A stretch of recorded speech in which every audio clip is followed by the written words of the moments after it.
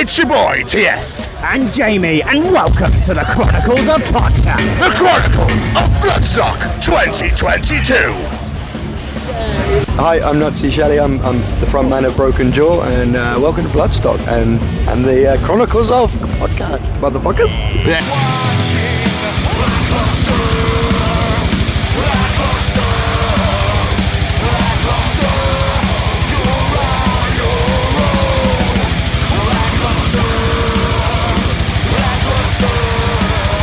We love it. So I know we spoke to you a couple of years back, but still, how was the rest of your pandemic season, Nuts? I mean, it's been a bit of a weird one. Like, it's hard because at the end of the day, what's happened is we had the album like done and dusted like 2 years ago. Yeah. And so we've had to sit on it, and we keep getting like kept getting breadcrumbs of being like, oh, we might release it, but I mean, it was every time there was almost a like a hope of gigging or something like that. That would be when it came to be almost like, oh, you might be able to release it, and then it was no, shelve it. So it's been quite a disappointing one in that aspect. But on the other side of things, we then used the time wisely and wrote a whole another album. So we're sat on a lot of material right now. That's a good thing, though, surely. That's a great thing to have, because obviously then you can just release it bit by bit and you don't have to worry about it for a couple of years. You just chill. But that's the thing, isn't it? It's like,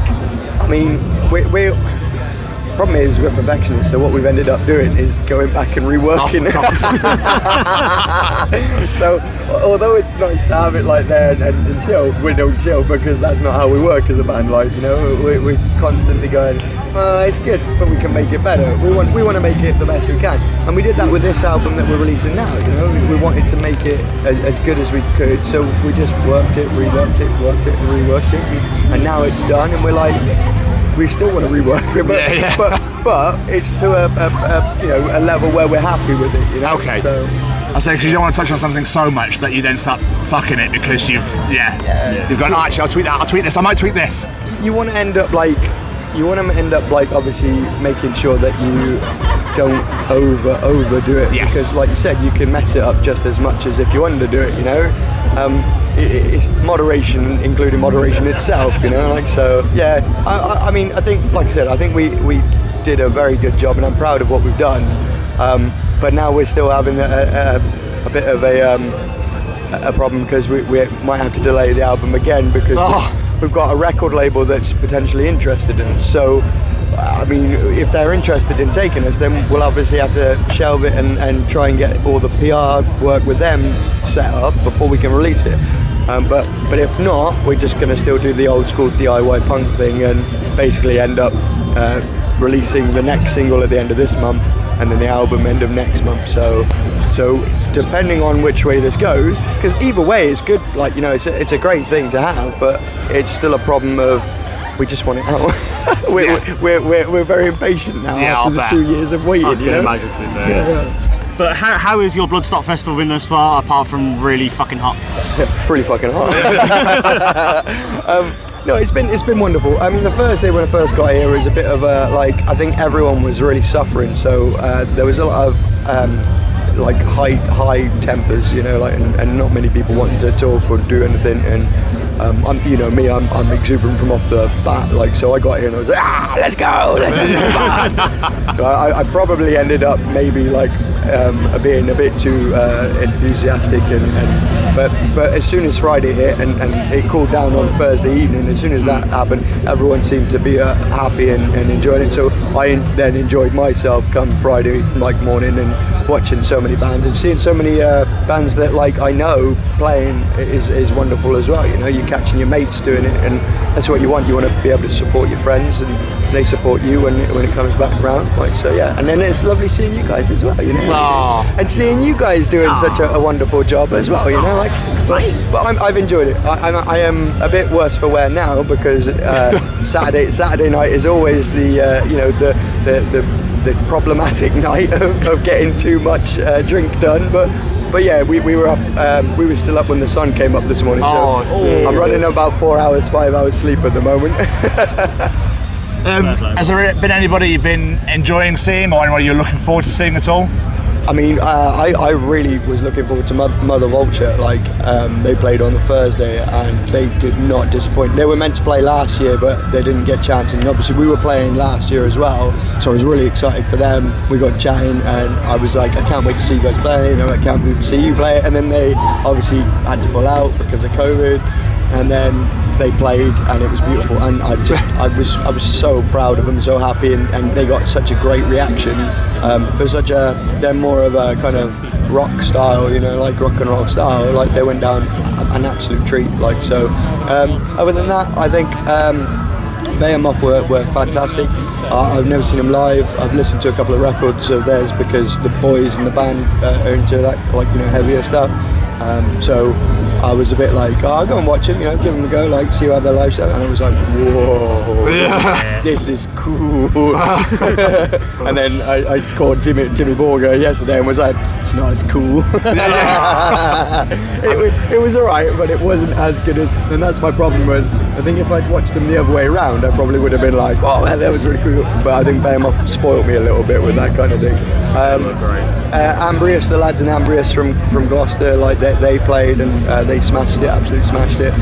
Record the Remains guys from the Midlands, they were a last minute addition because a band pulled out, so that was awesome seeing them as well. Malevolence last night as well were brilliant as well. They absolutely smashed that stage to pieces.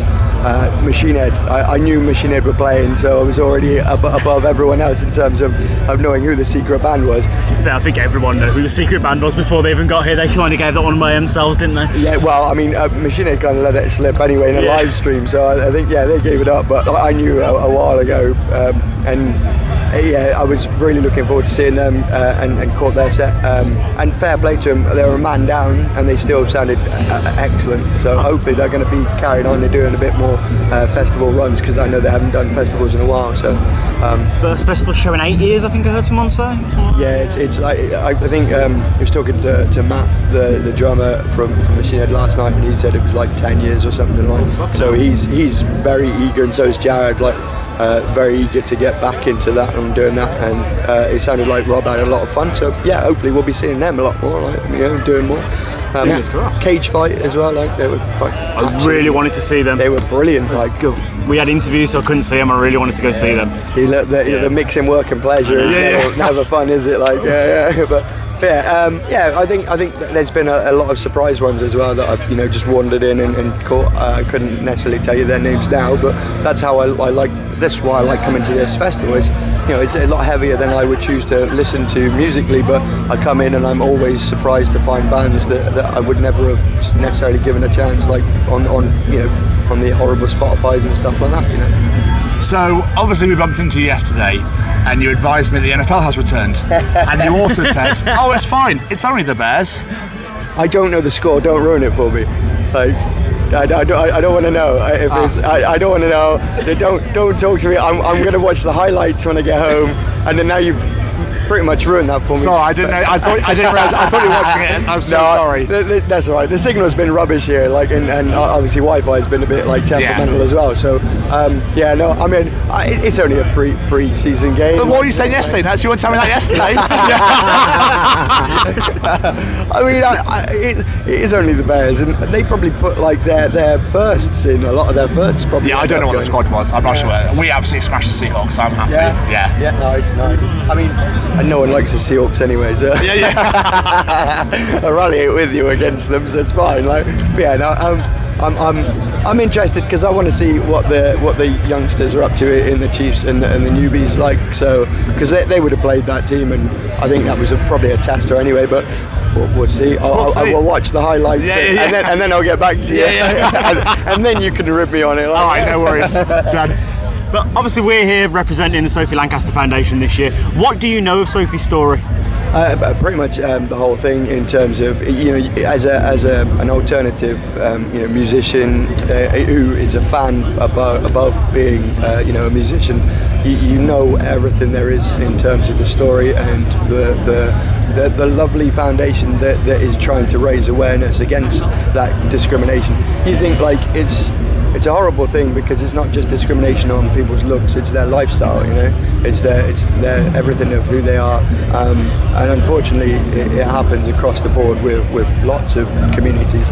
So it's nice that they're raising awareness for just, you know, that, but I mean Sylvia, like, you know, helped with everything across the board, you know. So yeah, like I'm well versed, and I appreciate everything that they do to raise awareness and to help people feel less lost and less you know, bullied or scared, or, you know, just be happy who they are and comfortable in who they are and confident in who they are, rather than walk down the street and be frightened about who they are, you know.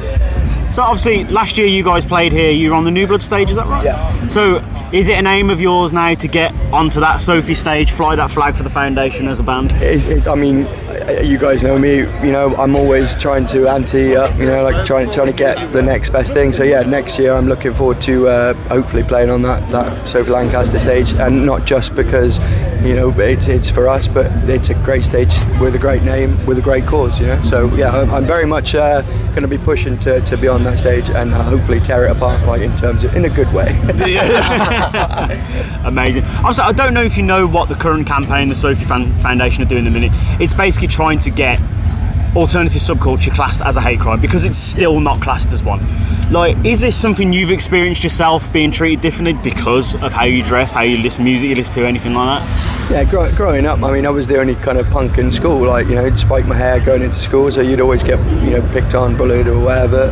You know, kids are cruel, and but it's when you came outside of that and you started growing up as a teenager, you know, walking down the street and then being set upon, like, that was where the issue, and not purely for just walking down the street, like not doing anything other than being, like I said, you and walking down there. So yeah, it's it gives you a great you know, understanding and ability to be open-minded to other people's plights, and gains you empathy to be able to then understand how other people have to be treated, or, you know, in terms of nicely, or how other people have struggles just because they are who they are, they like what they like, you know. So yeah, it's something that I think most, if not all, alternative people have to go through. So if anything, everyone should be, you know, supportive of this cause, you know. Absolutely. Nutzie, it's been amazing, mate. Thank you so much for taking time to talk to us. Really means a lot, Thank you, mate. guys. It's always a pleasure. Never a chore. Always, mate. Appreciate you. Thank you so much. Fingers crossed we'll be seeing you on that stage next